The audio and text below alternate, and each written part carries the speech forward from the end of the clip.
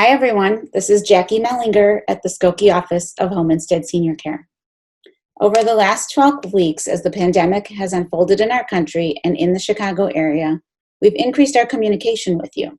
You're probably hearing regularly from members of the office team, and you've been receiving daily email and text messages from us about important things. We've also made a few video messages like this one to reinforce some important topics. But my message to you today is very different. Over the past few months, we've seen horrible racist violence. This past week, we've seen a lot of protests, mostly peaceful, but some turning violent. We've seen dangerous incidents of looting and vandalism in our community. All of these have caused some significant disruption to public transportation, highways and road closures, and sporadic availability of Ubers, Lyfts, and taxis, making it difficult for you to get to work. As caregivers who are doing essential work, you deserve gratitude for your commitment to your clients. Over the past 3 months, you've risen to the occasion by learning how to care for your clients while minimizing the risk of transmission of the coronavirus. And we've seen so many examples from so many of you over the past week showing such incredible commitment and devotion in coping with these new challenges, just in getting to and from your clients. So my message to you today goes way beyond a simple thank you. Our Home Instead family is made up of different races, ethnicities, and religions, but we are all one family working together to help our clients. Indeed, we are a better, stronger organization because of our diversity. As part of this message, I want to share just a bit of my personal story with you. I'm the daughter of 2 Holocaust survivors. My father spent almost 6 years in a Nazi concentration camp in Germany, and my mother fled the Nazi invasion of Poland and spent the war hiding in Siberia. I grew up learning about the evil and hate caused by racism and the pain that comes from it. In 1977, when I was just 9 years old, a group of neo-Nazis came to our hometown of Skokie to spew their message of hate, and they successfully fought a notorious court battle over their right to assemble and to have freedom of speech.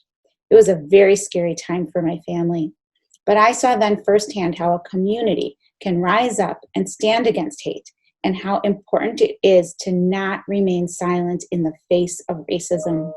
I grew up learning to love one another and stand up for my fellow humans. I was taught that even if our skin is a different color, our native language is not the same, or we have different religious customs, we are all the same as human beings, and we need to love and respect each other. I learned that you can't be a bystander, that you must speak up against injustice. I know I'm not the only one who has experienced hate. I am not a person of color, and I can never truly understand what it means to be a person of color. Many of you have experienced racism, both personal and systemic, and this needs to be acknowledged. These past few months have been extremely challenging, but we have all risen to the occasion. You have been heroic in continuing your essential work and continuing to care, but this time has been made more difficult by horrific racist acts that shook us all. We are all outraged, and we want to see change in the world. The violence this past week has only made things harder, and we hope that this stops so that all our voices can be heard. We all stand together against racism.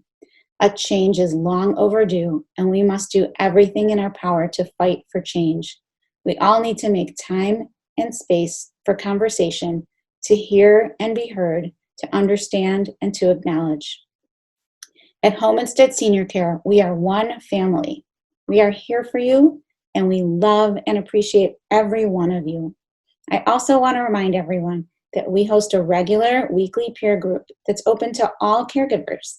We've had a great response to this, and it's been a really nice thing to participate in. We also have a free 800 number mental health hotline, which provides counseling and referrals 24/7. And as always, our office team is reachable to you 24/7 for support.